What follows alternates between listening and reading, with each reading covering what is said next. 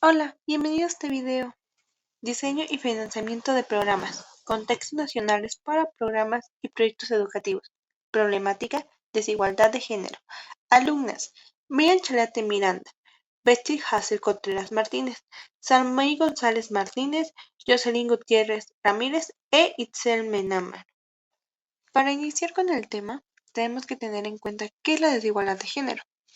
Es un fenómeno social y cultural en el que se produce una discriminación entre personas debido a su género, hombre o mujer, es decir, se constituye como los privilegios que tiene el género masculino que de una u otra forma vulnera los femeninos. Se puede representar en diferentes contextos como puede ser laboral, familiar y social.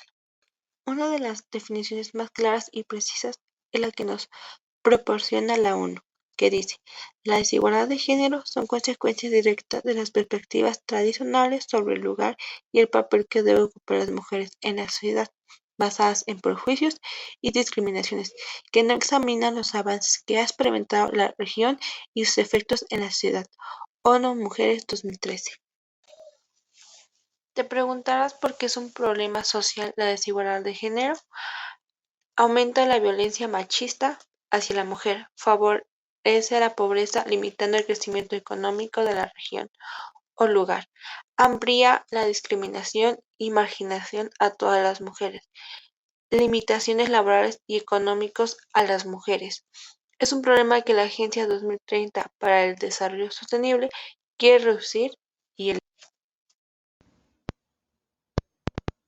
Desigualdad en educación y reproductiva. La desigualdad educativa es la distribución desigual de los recursos académicos que incluye, pero no se limita a, financiamiento escolar, maestros calificados y con experiencia, libros y tecnologías para comunidades socialmente excluidas. Estas comunidades tienden a estar históricamente desfavorecidas y oprimidas. La mayoría de las veces, a las personas que pertenecen a estos grupos marginados también se les niega el acceso a las escuelas con abundantes recursos. La desigualdad conduce a grandes diferencias en el éxito o la eficiencia educativa de estas personas y, en última instancia, suprime la movilidad social y económica.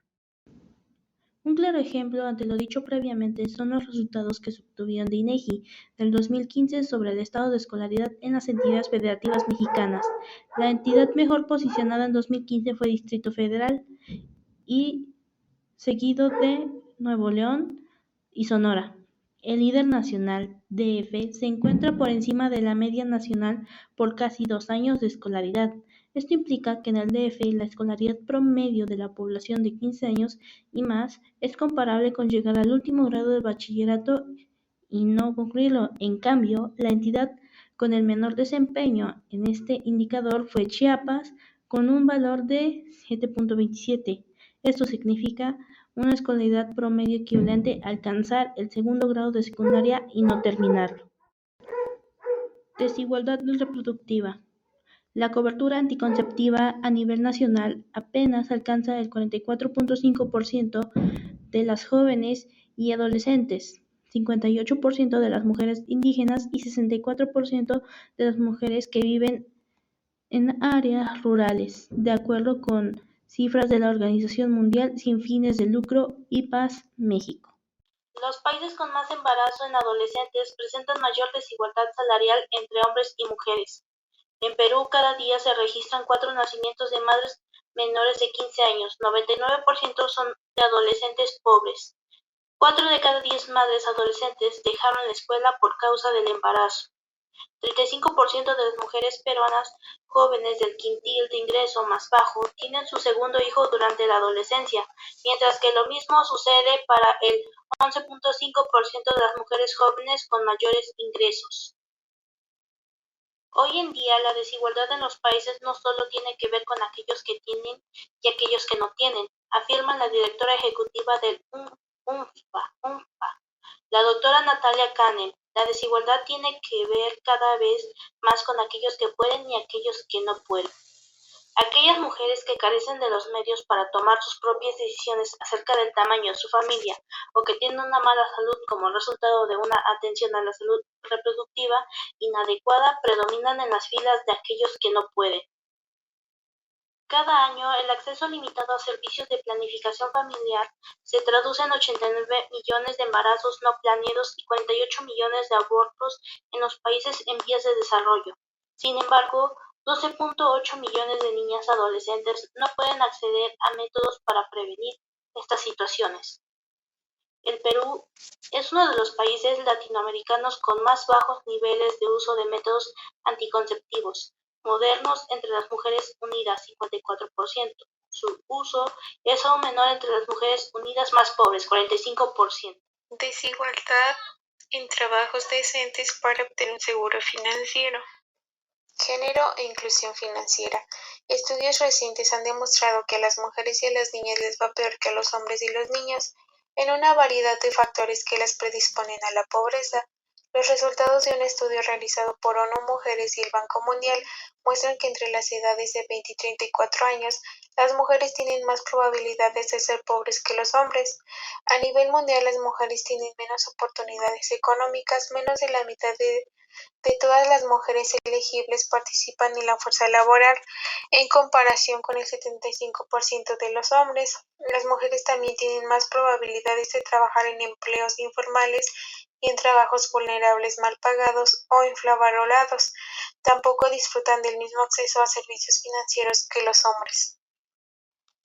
Con la Agenda 2030 de Desarrollo Sostenible se tiene la oportunidad única en esta generación de cambiar las cosas y poder mejorar la vida de miles de millones de personas. El trabajo decente incrementa los ingresos de los individuos y de las familias que pueden ser gastados en la economía local. También pueden aumentar los ingresos fiscales para que los gobiernos puedan financiar medidas sociales dirigidas a proteger a quienes no encuentran un empleo o no pueden trabajar.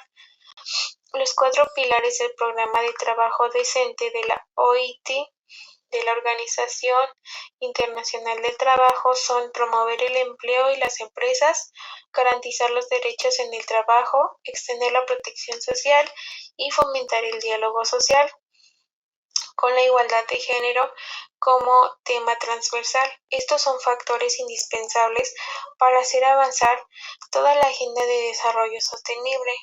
El trabajo decente para todos reduce las desigualdades e incrementa la resiliencia. En muchas regiones del mundo, las mujeres ocupan con frecuencia empleos infravalorados y mal remunerados, carecen de acceso a la educación, a la formación y oportunidades de trabajo, tienen un poder de negociación y de toma de decisiones limitado y siguen cargando con la responsabilidad de la mayor parte de trabajo doméstico no remunerado.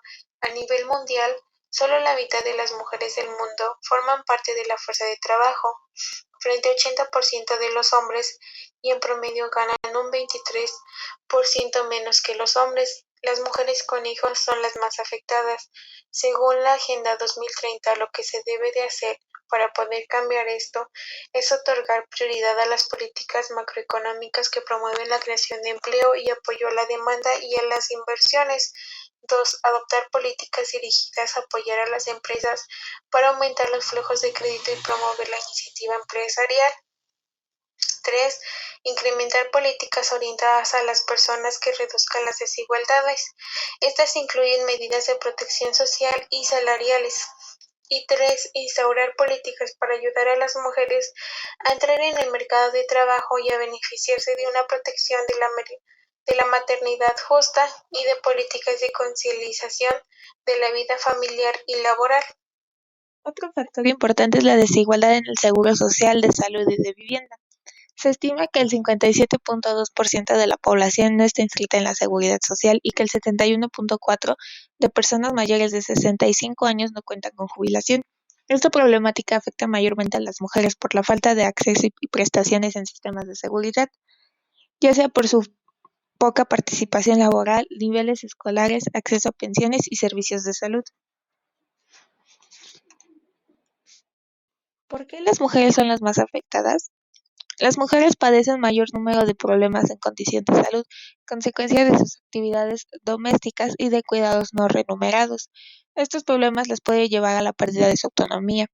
Aproximadamente las mujeres dedican 20 horas a la semana en un trabajo doméstico y los hombres de 7 a 8 horas.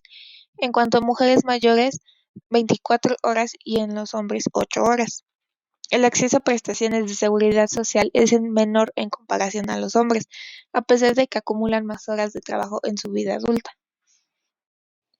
Factores que influyen en la falta de afiliación a la salud. Como primer punto está que las mujeres son beneficiarias y no titulares. Esto quiere decir que la mayoría obtiene su seguro social por ser esposas, viudas o madres. Como segundo punto está la carencia de atención en el seguro de salud, ya que no cuenta con los suficientes servicios y presupuestos, no solo en las mujeres, también en la mayoría de la población. Como tercer punto están las reformas de marco normativo.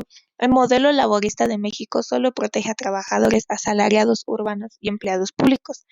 Y es importante volver a resaltar el punto del trabajo doméstico, ya que es menospreciado y es imposible que la mujer tenga el acceso a un trabajo formal y a una inserción escolar, lo cual nos lleva al cuarto punto, que es la informalidad formal. Como último punto está el ingreso insuficiente a mujeres de más de 65 años de edad, ya que impide que la mujer tenga la construcción de su bienestar para la vejez. ¿Qué es el derecho a la vivienda?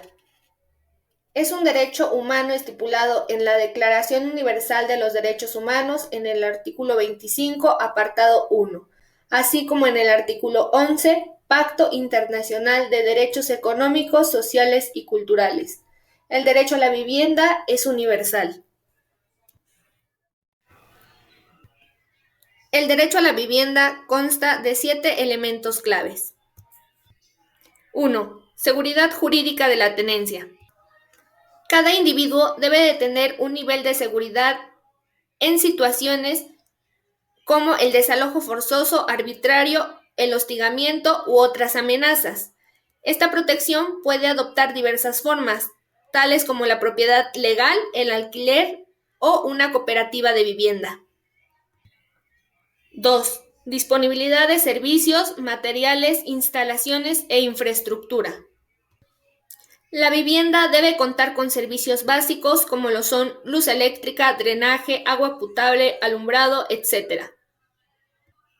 3. Habitabilidad.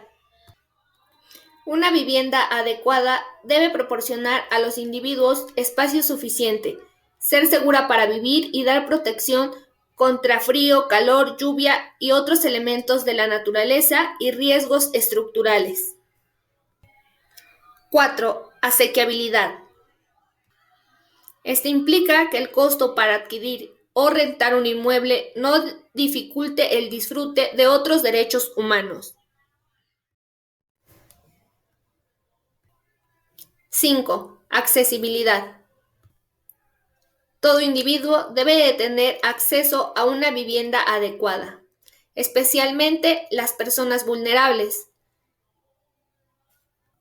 Los estados deben ofrecer viviendas prioritarias a los grupos desfavorecidos, como lo son los ancianos, niños, discapacitados, enfermos terminales y víctimas de desastres naturales.